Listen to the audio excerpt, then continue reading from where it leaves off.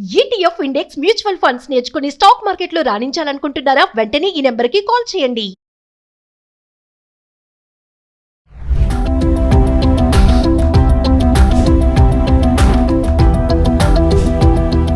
నమస్తే, welcome back to Suman TV. Present మనతో పాటు ఉన్నారు పబ్లిక్ స్పీకర్ రజనీ రమ్మ గారు.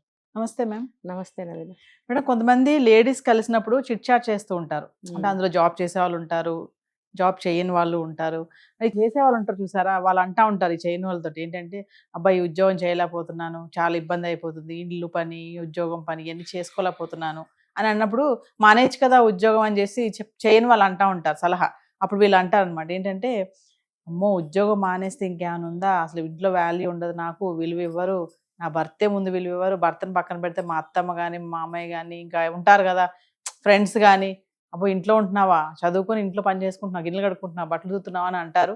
ఏదో ఒకటి కష్టమైన నష్టమైన ఉద్యోగం చేస్తేనే నాకు ఇంట్లో వాల్యూ ఉంటుంది అని ఇలాంటి మాటలు చెప్తా ఉంటారు మేడం.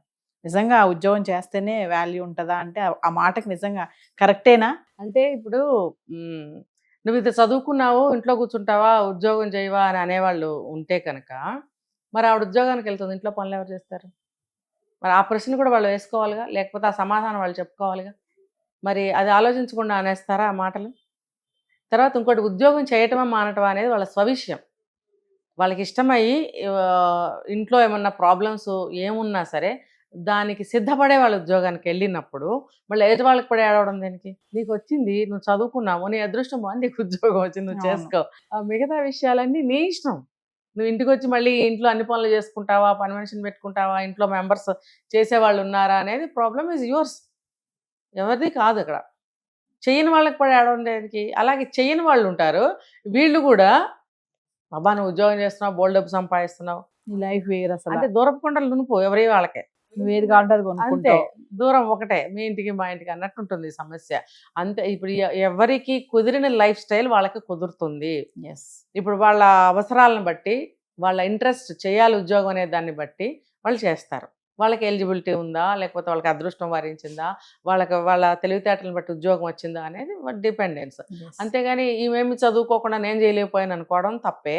అలా అని చెప్పి ఆమె ఇష్టపడి ఉద్యోగానికి వెళ్ళి ఇలా నువ్వు అదృష్టవంతురాలివి, నేను ఇప్పుడంతా ఉద్యోగానికి వెళ్ళాలి అని అనుకోవడం అనేది ఆవిడ తప్పు.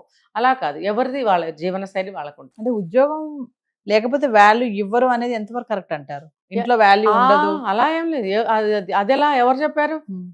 లేడీస్ కొంతమంది అలా అనుకుంటున్నారు. ప్రెసెంట్ ఇదేమంటారు, పుట్టగడుగుల బీటెక్లు చదివేసి ఓ వెళ్ళిపోతున్నారు. ఇప్పుడు అనుకుంటున్నారా? ఒకవేళ గతంలో అలా ఏమీ లేదు. ఇప్పుడు జనరేషన్ గురించి మాట్లాడుకుందాం. ఇప్పుడు జనరేషన్ అయితే అనుకుంటున్నారేమో మరి. ఉద్యోగం చేస్తున్నావా, ఉద్యోగం చేసే అమ్మాయిని అయితే సంబంధం కుదురుతుంది. అది లవ్ మ్యారేజ్ అయినా అరేంజ్డ్ మ్యారేజ్ అయినా ఉద్యోగం చేసే వాళ్ళని ఎన్నుకుంటున్నారు. అంటే ఏంటంటే, బయట ఉన్నటువంటి పరిస్థితులకి డబ్బు సరిపోక 2 జీతాలు ఉంటే ఇల్లు బాగుంటుందనే అభిప్రాయంతో ఉద్యోగం కోరుకుంటున్నారు. మరి బయట కూడా వ్యవహారాలు అలా ఉన్నాయి. ఉద్యోగం చేస్తుంటే ఆనక వచ్చే రిఫర్గేషన్స్ ప్లస్లైనా మైనస్లైనా వాళ్ళు ఆలోచించుకుని అది ఎన్నుకోవాలి. అంతే తప్ప ఇప్పుడు ఉద్యోగం చేయకపోతే వాల్యూ లేదా అనేది వాళ్ళ మనస్తత్వాన్ని బట్టి ఉంటుంది. ఈ అమ్మాయి ఉద్యోగం చేయట్లేదా, తీసే అనేవాళ్ళు మొహం మీద ఎవరంటారు? అనుకుంటారేమో, ఎవరో అనుకుంటారని మనం ఆలోచించాల్సిన అవసరం లేదు. మనకు అవసరమా, మనకు ఎలిజిబిలిటీ ఉందా, మనకి అర్హత, ఉద్యోగానికి సరిపడ అర్హత మన దగ్గర ఉందా లేదా, ఇవన్నీ చూసుకుని ఉద్యోగం చేయాలని ఇంట్రెస్ట్ ఉంటే మనం వెళ్ళాలి, చేసుకోవాలి. లేదు మనం పెద్దగా చదువుకోలేదు, మనం చదువుకున్న దానికి ఎటువంటి ఉద్యోగం వస్తుంది, లేకపోతే ఇల్లు బాగానే గడుస్తుంది కదా, మనం ఉద్యోగం ఎందుకు, ఇలాంటివన్నీ ఆలోచించుకుని చేరాలా వద్దా అనేది మానాలే తప్ప, ఎవరో ఏదో అన్నారని మనం బాధపడి. చాలా ఒక అమ్మాయి బాగా బీటెక్ చదువుకుంది, మంచి బ్రిలియంట్, 4 సంవత్సరాలైనా జాబ్ రాలేదు. ఆ అమ్మాయి డిప్రెషన్లోకి వెళ్ళిపోయింది. ఎందుకంటే మేబీ ఈ అభిప్రాయంతోనేమో, ఎవరు జాబ్ చేయట్లేదా అని అంటారేమోనని. నిజంగా మనకి వచ్చిన రోగం ఒకటైతే లోకుల మాటల వల్ల పెరిగేది ఇంకా ఎక్కువ ఉంటుంది. అది మన గిల్టీ ఫీలింగ్ ఉంటుంది. ఇప్పుడు బీటెక్లు చదువుతున్నారు కాబట్టి నేను వివరణ ఇస్తున్నా చూడండి. ఇక్కడ ఈ బీటెక్స్ చదివి సాఫ్ట్వేర్ జాబులకి అందరూ వెళ్తున్నారు కాబట్టి, వాళ్ళకి జాబ్స్ కూడా వస్తున్నాయి కాబట్టి, ఏదో చిన్నదో పెద్దదో జాబ్ అందరూ కాస్తంత జీతానికి వెళ్తున్నారు కాబట్టి, ఎవరైనా చెయ్యకపోతే అడగటం అనేది సహజం. నువ్వు చెయ్యట్లేదా, అరే చదువుకుని కూడా ఎందుకు ఖాళీగా ఉన్నావు, ఎంతో కొంత వస్తుంది కదా అనేవాళ్ళు ఉన్నారు. కానీ అది వాళ్ళు మైండ్కి ఎలా తీసుకోవాలి, వాళ్ళున్న పరిస్థితుల ప్రకారం తీసుకోవాలి. నాకు ఇది అవసరమా, నేను చేయగలనా, నాకు అర్హత ఉందా, నేను ఆ కష్టానికి ఓర్చగలనా, ఇంట్లో జరుగుబాటు నాకు ఉందా లేదా, ఇవన్నీ ఆలోచించుకుని వెళ్ళాలా లేదనేది తను నిర్ణయించుకోవాలి. కానీ ఇంకొక విషయం మేడం, ఇక్కడ కొంతమంది మా లేడీస్ ఉన్నారు కదా, పాపం వాళ్ళకి అంటే ఆ శక్తి లేకపోయినా ఈ ఇంట్లో ఫినాన్షియల్ గా ఆలోచించి ఇంకా తప్పక చెయ్యాలి నేను అని పాపం వాళ్ళు కష్టపడుతూ కూడా ఇంట్లో పని చేసుకుంటూ చేసే లేడీస్ ఉన్నారు. కానీ ఇక్కడ భర్త అనే వాళ్ళు ఉన్నారు కదా, అర్థం చేసుకోరు. పాపం తినకి చేత కాకపోయినా చేస్తుంది, తినను కొంచెం ఇంప్రెస్ చేద్దాము, మరి నువ్వు కష్టపడుతున్నావు అనే ఆ మాట కోసం కూడా తిని ఎదురు చూస్తూ ఉంటది. మరి నా వల్ల కాకపోయినా నేను ఉద్యోగం చేస్తున్నాను, చెయ్యాలి, ఖాళీగా ఇంట్లో కూర్చోలేను, కూర్చుంటే ఇదే మనం అనుకున్నట్టే విలువ ఉండదు అనేది పక్కన పెడితే వేరేగా ప్రాబ్లమ్స్ వస్తాయి. అప్పుడు కనీసం ఇక్కడ బూస్టప్ కూడా ఉండదుగా కొంతమంది. Special category. ఎస్, ఇది వన్స్ అపాన్ ఎ టైమ్ నేను కూడా ఎదుర్కొన్నా. అంటే హస్బెండ్తో కాదు, ఇన్లాస్ చదువుకున్నావు కదా జాబ్ ఎందుకు చేయవు అని, మ్యారేజ్ అయిన కొత్తలు. అంటే అప్పుడు నాకు అవసరం పడలేదు, కిడ్స్ కుదరలేదు. కానీ నాకు ఆ మాట లైఫ్ అంతా వర్క్ చేసింది నా మైండ్లో. సో నా కెరీర్ని నేను మలుచుకున్నాను. సో దాని రిజల్టే ఇవాళ నేను ఇక్కడ కూర్చోవడం. ఇక్కడే కాదు, త్రూఅవుట్ నా లైఫ్ అంతా కూడా నేను ఒక ప్రొఫెషన్ని మెయింటైన్ చేసుకున్నాను. నాకు ఇండియా వైడ్గా నాకు పేరే వచ్చింది. అంటే ఏంటంటే ఒక్కొక్కళ్ళ మాట మన మనసు మీద అంత ప్రభావం కలిగిస్తుంది. కానీ అప్పట్లో నేను ఉద్యోగం చేయాలి అని అంటే మరి పిల్లలతోటి ఇంట్లో కుదరగా అవుట్ ఆఫ్ స్టేట్ ఎక్కడో ఉండి అదంతా కష్టం. అంటే గబుక్కన అవతల వాళ్ళు కూడా ఆ మాట అనకూడదు. ఇప్పుడు మీరు చెప్పిన సమస్య ఏంటంటే, ఇంట్లో కూర్చుంటే భార్య ఎలా అంటారంటే కొంతమంది పడి తింటుంది, పని పాట లేదు, దున్నపోతులాగా తింటుంది, నా సొమ్మంతా తినేస్తుంది. భర్త అనుకుంటాడు, ఇన్లాస్ కూడా అనుకునే వాళ్ళు ఉన్నారు. ఉద్యోగం చేయని తరిమే వాళ్ళు ఉంటారు. పిల్లలు ఇంట్లో అంతా ఎవరు చూసుకుంటారంటే ఇక్కడ చూసుకో అక్కడ చూసుకో. ఆ హింస అనుభవించిన ఆడవాళ్ళు చాలా మంది ఉన్నారు. అలా అని కూడా కొంతమంది ఏదో ఒకటి చేయాలి, బయటకు వెళ్ళిపోయి ఇంట్లో వద్దనుకుని కూడా వెళ్ళి చేసేటోళ్ళు కూడా ఉన్నారు. ఇంట్లో హింస భరించలేక వెళ్ళే వాళ్ళు ఉన్నారు. పని చేస్తే కూడా ఇక్కడేమో ఎంకరేజ్మెంట్ కానీ మెచ్చుకోలు కానీ ఏమి ఉండదు. చెయ్యాలంతే, చెయ్యాలి, బాధ్యత. నిన్ను మెచ్చుకునేదేంటి? మెచ్చుకోవడం ఏంటి? నేను వెళ్ళి చేసుకురావట్లేదా? ఇంకా ఉన్నారండి బాబు మహానుభావులు. ఇది పెద్ద చాంతాడంతుంది. ఇప్పుడు ఇంట్లో ఇంత కష్టపడి పొద్దున్న నుంచి రాత్రి వరకు వంచినాడు ఎత్తకుండా టైం ప్రకారం ఎన్నో పనులు చేస్తూ ఉంటారు హౌస్ వైఫ్స్. ఇప్పుడు అమ్మాయిల సంగతి తీసేయండి. అన్నప్పుడు నేను ఉద్యోగం చేయట్లేదా, నువ్వు అది చేస్తున్నావు నేను ఇది చేస్తున్నా అనేవాళ్ళు ఉన్నారు. ఇంకా దాంట్లోనే ఇంకొంచెం ఏమంటారంటే, ఆ ఇంట్లోనే ఉంటున్నావుగా, నువ్వు చేసే పని కూడా పెద్ద పనేనా, నేను అక్కడ కష్టపడుతున్నాను. అక్కడ ఏం కష్టపడుతున్నావు? నువ్వు ఏసీల్లో కూర్చొని జాబ్ చేస్తావు, నీకు అలవాటు ఉంటే సిగరెట్ తాగుతావు, మధ్య మధ్యలో టీలు తాగుతావు, సొల్లు కవర్లు 4 వేసుకుంటావు, గంట కొట్టంగానే ఇంటికి వస్తావు. అంటే సాఫ్ట్వేర్లను వదిలేస్తే జనరల్ జాబ్స్ ఏదైనా కూడా. ఇప్పుడు ఒకప్పుడు ఉండేది సిచ్యువేషన్. మరి ఈవిడ పొద్దుటి నుంచి రాత్రి వరకు ఎన్ని పనులు చేస్తుంది? ఒక అరగంట పడుకునే టైం కూడా ఉండదు. పిల్లలు వస్తారు, వాళ్ళని చూసుకోవాలి, పప్పులు నానబెట్టుకోవటం, అవన్నీ రెడీ చేసుకోవటం, దోశ పిండిలు ఇడ్లీ పిండిలు చేసుకోవడం, ఇంట్లో అన్ని రెడీ చేసుకోవటం, ఏదైనా లేకపోతే తెచ్చుకోవడం. పాపం నిజంగా అరగంట పడుకోవడానికి ఉండేది కదా ఆవిడకి. కనీసం పక్కింటి వాళ్ళతో మాట్లాడడానికి కూడా టైం లేని ఇల్లాళ్ళు ఈ రోజుకి ఉన్నారు. ఉన్నప్పుడు అలా తీసివేతగా మాట్లాడటం చాలా అమానుషం అంట. నేను తప్పనిసరి పరిస్థితుల్లో ఆడవాళ్ళు ఉద్యోగానికి వెళ్ళి ఇంటికి వచ్చి మళ్ళీ అడవాచాకరి అంతా చేసుకునే వాళ్ళు కూడా ఉన్నారు.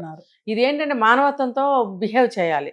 అరే చేస్తుంది కదా అని చెప్పి కొంత ఏమంటారు ఓదార్పు, అయ్యో ఇంత పని ఎక్కువైపోయింది నీకు ఇంటా బయట అని కొన్ని పైకి అనపైన మనసులో అనుకుని ఏదో సహాయం చేయడానికి వెళ్ళు. ఇద్దరు వెళ్తారు కదా ఉద్యోగానికి, ఇంట్లో కిడ్స్ ఉంటారు, లేకపోతే ఇంట్లో ముసలాళ్ళు పెద్దవాళ్ళు ఎవరన్నా ఉంటారు, ఎంత చాకరీ ఉంటుంది ఆవిడకి. నువ్వు మాత్రం ఇది మనకు ఒక సినిమాలో కూడా చూపించారు, అది మిస్టర్ బెల్లం. అందులో పాపం కూర్చుని ఫ్యాన్ ఇటు తిప్పు అంటాడు పక్కనే ఉండి, గోరుగలకి వస్తూ ఉంటుంది కదా. ఆవిడ కాఫీ కలుపుకుని తాగుతుంటే ఒక గుక్క తాగి అక్కడ పెట్టి అట్టెళ్ళి ఇంకో పని చేసి వచ్చి మళ్ళీ ఒక గుక్క తాగి, ఆ కాఫీ ఎంజాయ్మెంట్ ఉంటుందా? అసలు తాగిన తృప్తి ఉంటుందా? ఎంజాయ్మెంట్ పక్కన పెట్టండి. మరి చల్లారిపోదా? గుక్కకి ఎంత గ్యాప్ వస్తుంది? ఆ గ్యాప్లో వచ్చి ఫ్యాన్ తిప్పమంటావా నువ్వు? కాఫీ తీసుకుని వస్తే అలా పట్టుకుని నుంచోవాలంట, వీడు చూసినప్పుడు తీసుకుంటాట. అదేంటంటే ఆ రోజుల్లో మగతనం చూపిస్తున్నాం అనుకుని తీసిన సినిమాలు, కానీ అది శాడిజం, చాలా సైకోజం, శాడిజం అనమాట. అది ఒక హింసా ప్రవృత్తి. అది చాలా తప్పు. ఏ రోజు ఉంటారు మేడం అలా, ఇంకా చాలా తప్పు నవీనా గారు. అది ఇప్పుడు ఆ రోజుల్లో భార్య ఉద్యోగం చేయకపోయినా సరే ఆవిడకి ఎన్ని పనులు ఉంటాయి. ఒకనొక మనం ఎవరం పుట్టని టైంలో అయితే రోళ్ళు రోకళ్ళేగా. అప్పుడు ఎంత పని చేసేది, అప్పుడు ఎంత హీనంగా చూసేవారు. ఇంట్లో ఉంటుందని తెలుసా, పడి తింటమే కానీ నువ్వు ఇంట్లో కూర్చుని ఏం పని ఉంది కానీ అనేవారట. మరి తప్పు కదా. ఎన్ని పనులు రోళ్ళు రోకలతో చేసి వండి పెట్టాలి మీకు, మీరేమో వెళ్ళి టైంపాస్గా వస్తారు. అది చాలా అమానుషం. కనీసం భార్యని కష్టపడుతున్నావు, పాపం ఇంత మంచిగా చేసావు, ఏమన్నా హెల్ప్ చేయనా, కాసేపు రెస్ట్ తీసుకో, ఒక చిరునవ్వు, ఒక ఒక ఏమంటారు ప్రేమగా చూడటము, దగ్గరికి వెళ్ళి భుజం మీద చెయ్యటము, అదే కమ్యూనికేషన్. ఆ స్పర్శతోటి Yes. ఎంత బూస్టప్ అవుతారో తెలుసా నవీన గారు. హెల్ప్ చేయకపోయినా పర్లేదు. ఇంకొకటి చెప్పనా, అడుక్కుని అడుక్కుని ఇవన్నీ నేను చెప్పినవన్నీ అడుక్కుని బూతులు తిన్న భార్యలు ఉన్నారు తెలుసా. ఆ. బూతులు తిట్టించుకున్న భార్యలు ఉన్నారు. ఏం తప్పు అడిగింది ఆవిడ? నీకు చేతనైతే చేయలేతే మూసుకుని వెళ్ళు, బూతులు ఎందుకు తిడతావు నువ్వు? అసలు అట్లాంటి వాడిని ఏం చేయాలి? అప్పుడు కదా కక్షలు పెరిగి నరుకుతున్నారు.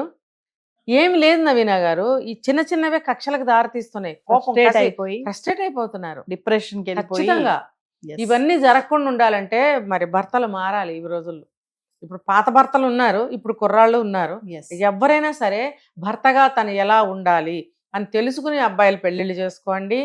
ఉన్న భర్తలేమో ఎలా మారాలి, ఆడవాళ్ళ ఇంటికి ఇన్ని అభిప్రాయాలు కోరికలు ఉన్నాయా అని ఈ వీడియో ద్వారా తెలుసుకుంటే కనుక మారండి దయచేసి. ఖాళీగా కూర్చుని పని పాట లేక ఇలాంటివన్నీ చెప్తారు అనే ప్రబుద్ధులు ఎవరన్నా ఉంటే వాళ్ళని ఏ కేటగిరీలో చేర్చాలో ఆలోచించాలి.